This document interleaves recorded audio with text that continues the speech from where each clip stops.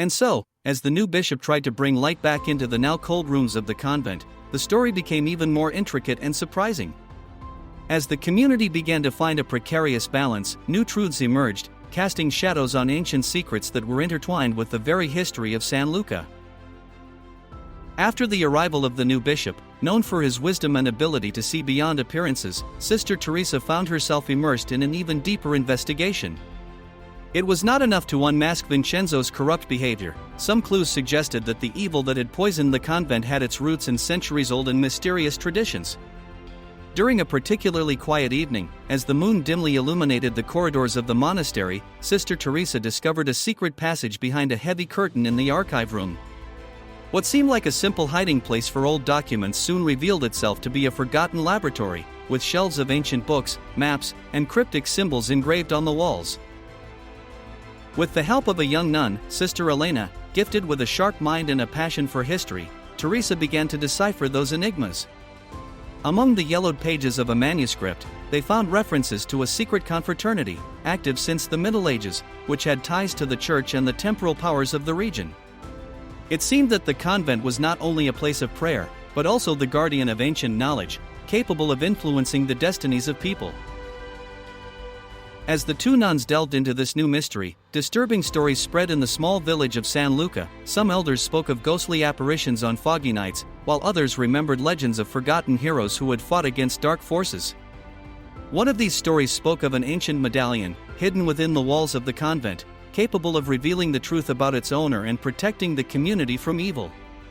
Sister Teresa began to suspect that, in addition to economic and moral corruption, Bishop Vincenzo may have attempted to take over this age-old power, perhaps for personal reasons or, who knows, to perform a dark ritual aimed at ensuring absolute control over those who sought faith. Meanwhile, daily life inside the convent was undergoing radical changes. The nuns, although relieved by the arrival of the new bishop, struggled to resume their old habits. Prayers, once genuine expressions of hope, now mingled with suspicious glances and whispers in remote corners. Some spiritual mothers organized evening meetings, not only to regain communion with God, but also to share their experiences and fears. At these times, people talked about strange symbols appearing on forgotten walls, and voices that, in the silence of the night, seemed to call ancient names, as if time itself wanted to reveal buried secrets. One evening, during one of these meetings, an old novice, with a mysterious air and calm manner, made a confession that made everyone's blood run cold. He said that, years before, he had seen a hooded man sneak into the cloister and delicately place the medallion that the legends spoke of.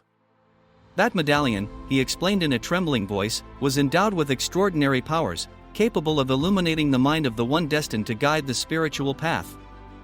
His testimony raised further questions. Who was that man? And what role had he played in the history of the convent? Perhaps, thought Sister Teresa, the time had come to go back to the origins, to dig into forgotten archives and documents to discover the identity of this enigmatic visitor. Thus began a race against time. Sister Teresa, accompanied by Sister Elena and the old novice, headed towards the abbey located on the edge of the village, a place rarely visited and surrounded by thick vegetation. There, kept in dusty wooden benches, were manuscripts that told of ancient secret orders and spiritual battles fought in the shadow of the mountains. Between the lines of one of these texts, the young nun discovered a cryptic quote that seemed to refer to the medallion and the power it conferred on those who were worthy custodians.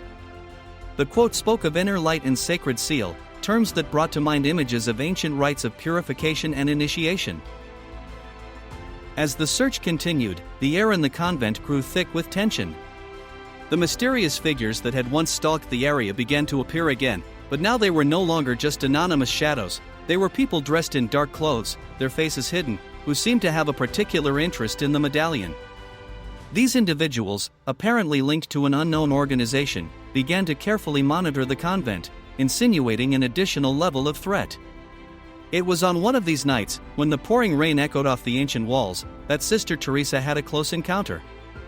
As she was sneaking around the courtyard, she noticed a man insistently looking at the open library. With her heart in her throat, she followed him until she came face to face with the one who seemed to embody the secrets of that dark past. The man, in a low, measured voice, said to her, "The truth is a gift, but also a curse. Are you ready to accept what you cannot change?" These words, though enigmatic, seemed to foretell that Sister Teresa's fate was now tied to that of the medallion and, by extension, to that of the entire community. Despite the growing threat, the nuns' resolve did not waver. The new administration of the convent, led by the reforming bishop and Sister Teresa as abbess, began a series of initiatives to rekindle spiritual fervor and restore lost confidence.